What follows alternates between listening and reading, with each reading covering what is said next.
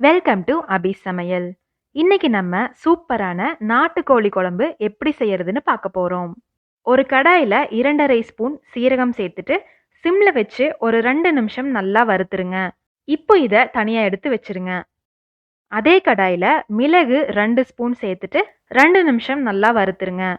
இதையும் எடுத்து தனியா வச்சுட்டு 5 ஸ்பூன் மல்லி சேர்த்துருங்க.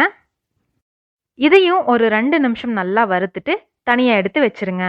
இப்போ அதே கடாயில தோல் உரிச்ச சின்ன வெங்காயம் 1/4 கிலோ சேர்த்துட்டு 2 ஸ்பூன் எண்ணெய் விட்டு நல்லா வதக்கிடுங்க. வெங்காயம் கொஞ்சம் வதங்கினதுமே 6 வரமிளகாய், 1 கொத்து கருவேப்பிலை சேர்த்து நல்லா வதக்கிடுங்க. வெங்காயம் நல்லா பொன்னிறமா வதங்கணுங்க. இப்போ பாருங்க, வெங்காயம் நல்லா வதங்கி சுருண்டு வந்திருக்கு.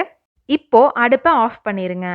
நம்ம வறுத்து வச்சிருக்க மல்லி, மிளகு, சீரகத்தையும் இது கூடவே சேர்த்துட்டு நல்லா கலந்துருங்க. இப்போ இதை நல்லா ஆற வச்சுட்டு மிக்ஸி ஜாரில் தேவையான அளவு தண்ணி சேர்த்துட்டு நல்லா நைஸாக அரைச்சிடுங்க. அடுத்து குழம்ப தாளித்து விட்டுடலாங்க. ஒரு குக்கரில் 3 ஸ்பூன் நல்லெண்ணெய் விட்டுக்கோங்க.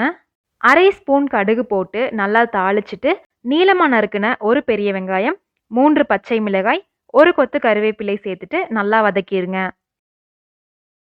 இப்போ இதில் 1½ ஸ்பூன் இஞ்சி பூண்டு விழுது சேர்த்துட்டு நல்லா வதக்கிடுங்க.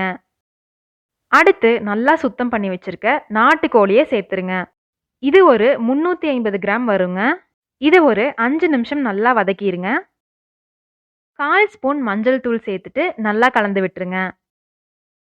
இப்போ நம்ம அரைச்சி வச்சிருக்க மசாலாவை சேர்த்துட்டு குழம்புக்கு தேவையான அளவு தண்ணியும் சேர்த்துருங்க. இதை நல்லா கலந்து விட்டுட்டு தேவையான அளவு உப்பு சேர்த்துட்டு நல்லா கலந்துருங்க. குழம்பு கொதிக்க ஆரம்பிக்கும் போது குக்கரை மூடி வச்சுட்டு ஒரு 6 விசில் விட்டுருங்க. இப்போ பாருங்க, சூப்பரா நாட்டுக்கோழி குழம்பு ரெடி ஆயிருச்சு. கடைசியா மல்லித்தலை மட்டும் தூவிடுங்க. சூடான சாதத்துல நாட்டுக்கோழி குழம்பும் பெப்பர் சிக்கனும் வச்சு சாப்பிட்டா சூப்பரா இருக்குங்க. இந்த குழம்பு பிரியாணிக்கும் சூப்பரா இருக்குங்க. இந்த ரெசிபியை நீங்க ட்ரை பண்ணிட்டு எப்படி இருந்துச்சுன்னு மறக்காம கமெண்ட்ல சொல்லுங்க. நீங்க சமைச்சதை போட்டோ எடுத்தீங்கன்னா இன்ஸ்டாகிராம், ஃபேஸ்புக்ல என் கூட ஷேர் பண்ணிக்கோங்க.